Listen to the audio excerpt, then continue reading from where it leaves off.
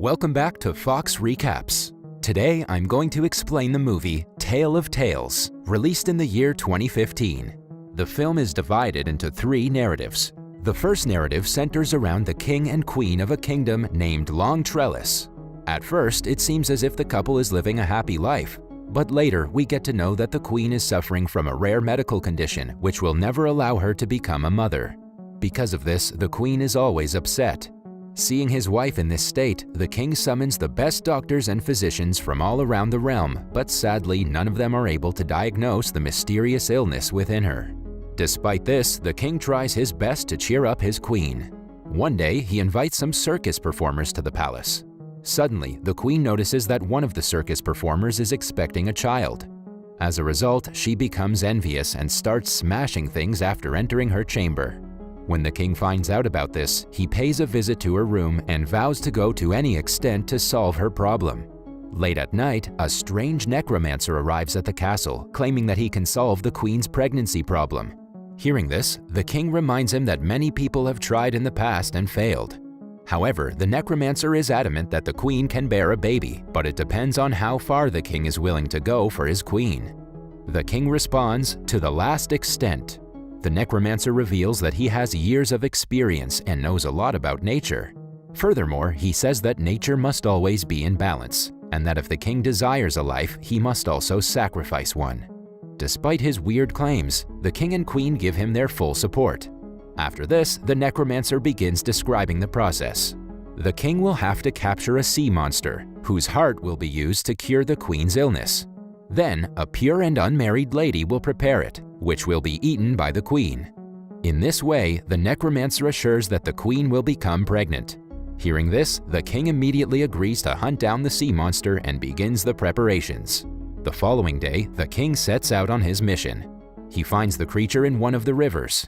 When the monster is sleeping, the king walks into the ocean to attack it. He's eventually successful in slaying the beast, but gets critically injured in the struggle. Soon, he succumbs to his injuries, but before he does, he removes the creature's heart. The queen then returns to the castle, covering the heart with a cloth. Later, a maid at the castle is found to be unmarried and pure. As a result, she's tasked with preparing the heart. While cooking, she experiences strange sensations and suddenly becomes pregnant. Soon, the queen consumes the heart, and finally, she becomes pregnant. In the next scene, the maid and the queen give birth to their children at the same time. The boys look to be the same age. The queen's son is named Elias, whereas the maid's son is named Jonah. The movie then fast-forwards to 16 years, where the children have now become adults. The queen is living a happy life with her son Elias, as she thinks that she's been given a second chance at life. However, the two children who were born on the same day and look like twins are not typical children, as the sea monster is represented by the white tone of their hair. They have a strong friendship and are extremely close to each other. The queen, on the other hand, despises their friendship. She informs her son that as a prince, he's not permitted to be friends with the maid's son, Jonah. Despite this, Elias ignores his mother and continues to meet with Jonah. Later, we also get to know that the kids have the capacity to breathe underwater in a unique way. In the next scene, the queen threatens her maid that if she doesn't prevent her son from meeting Elias, she and her kid will be expelled from the country. Nonetheless, the two seem unconcerned and meet on a regular basis. They cross the line one day when Jonah wears Elias's clothing and goes to the queen. When she discovers the truth, she chooses to exile Jonah from the kingdom. Elias makes an attempt to stop him but fails. Jonah then cuts off a tree with his knife and water starts to flow from there. He tells Elias that as long as the water is clean, he should know that he's alive, and as soon as it becomes red, he should understand that Jonah's life is in jeopardy. After saying that, he walks away. Elias checks the water regularly to see if it has turned red. One day, the water turns red and he realizes that something is wrong. In order to find Jonah, he leaves the kingdom without notifying his mother. After a long search, Elias finally reaches Jonah's house. He discovers that Jonah has married a young woman. The people there identify him as Jonah since they share the same facial features. Then he learns that Jonah had gone to the forest 5 days ago and has not returned since. Elias then goes out in search of Jonah, while the queen grows more concerned about him. Left with no options, she approaches the necromancer again, but he asks the same thing. that if she wants her kid to return, she must make a life sacrifice. The queen immediately accepts this proposal. Elsewhere, Jonah is seen injured inside a cave. A flying creature then strikes and attempts to kill him.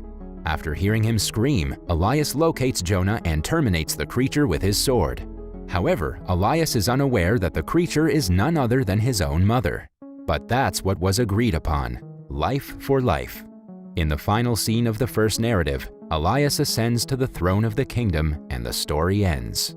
Following this, we're shown the second narrative. The king and two elderly ladies, Ima and Dora, are the focus of this narrative. The king is an extremely lustful individual who is constantly surrounded by females.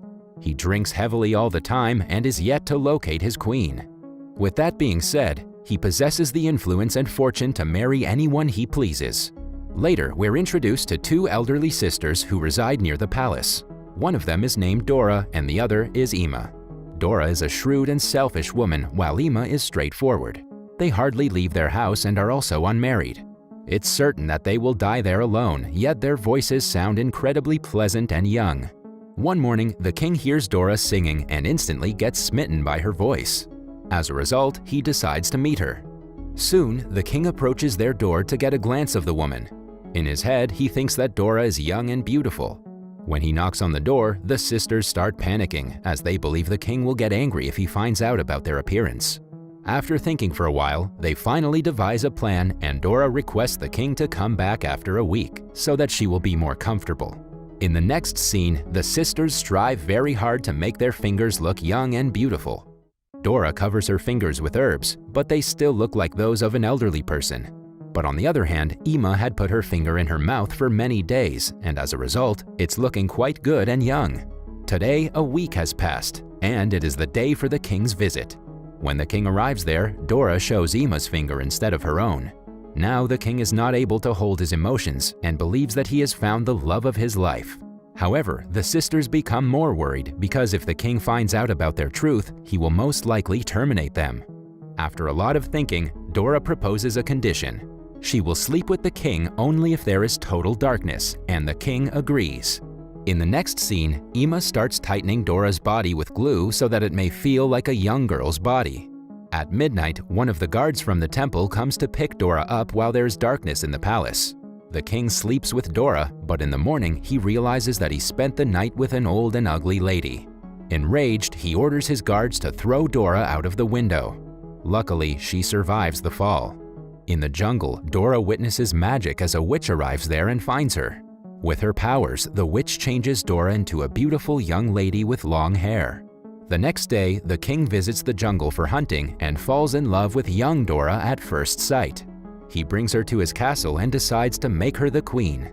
Dora doesn't know how she turned into a young girl, but she remembers her sister Ima. She invites Ima to her wedding, who is still in disbelief about her new appearance. When Ima inquires about how she became young, Dora sarcastically replies that she peeled off her old skin. However, Ima considers it to be true and visits an ironsmith to peel her old skin in exchange for a necklace. The ironsmith appears to be more stupid than Ima. He takes her to the jungle, ties her against a tree, and removes all her skin. In the next scene, Ima returns to the castle in a fragile state, and she passes away soon. Elsewhere, the magic that turned Dora into a young girl doesn't last long. She starts to grow old as her skin begins to fold. When she realizes that she's turning old, she runs away from the castle. The narrative ends on a sad note as Dora transforms into her older self completely. Following this, we're shown the third narrative, which is also about a king. The king is of a weird nature as his queen passed away long ago. He has an unmarried daughter named Violet, whom he has never truly loved. One day, the king sees a parasite insect on his hand which is sucking on his blood. Instead of swatting it away, the strange king just lets it feed on himself. Later, he keeps the parasite in a glass box and allows it to feed on his blood every day. As time passes, the insect becomes huge. On the other hand, Violet, who has grown to be a beautiful young woman, always dreams of a prince. However, the irresponsible king could care less about her as he is always busy with his parasite pet. Unfortunately, one day the parasite becomes ill and dies. This devastates the king, so he peels its skin off and tells his daughter that the time has come to find a husband for her. He says that he's going to arrange a competition, and the one who wins it will get to marry her. On hearing this, Violet becomes happy, but also a little upset as she wanted to find a husband on her own. Despite this, she agrees to the king's decision. Soon, announcements about the competition are made throughout the kingdom. The king displays the parasite's skin in his palace and announces that whoever can guess the name of the insect will win. Many people try, but no one can answer correctly because that insect has never grown that big and old. Just then, a weird-looking ogre appears in the palace. He also wants to participate in the competition, and the king hesitantly allows him. The ogre then smells the skin and guesses the correct answer. Upon hearing this, a devastated Violet runs away to the roof and attempts to terminate herself. However, the king calms her down by saying that he cannot break his promise. Left with no other choice, Violet finally agrees. In the next scene, the ogre takes Violet far in the mountains where she cries for many days. One day, when he goes out hunting, she sees another lady on a nearby mountain. She begs for help and explains the whole scenario to her. The lady also sympathizes with her and promises to come for help. The next day, the lady, along with her family, arrives there to rescue Violet. While they're crossing over, the ogre arrives, but they successfully manage to cut the rope and he falls. Sometime later, the ogre finds the family and eliminates them one by one.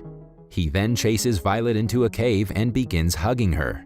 Violet also pretends to care, but the moment he's distracted, she finishes him off with a knife. In the next scene, Violet returns to the palace with the ogre's severed head and places it next to everyone. She then says, "This is the husband you chose," and starts crying. The king is also devastated by the sight and falls to his knees.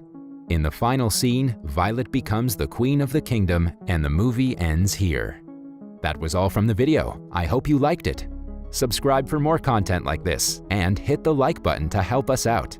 Also, leave a comment if you want us to recap your favorite movie. Until next time, take care.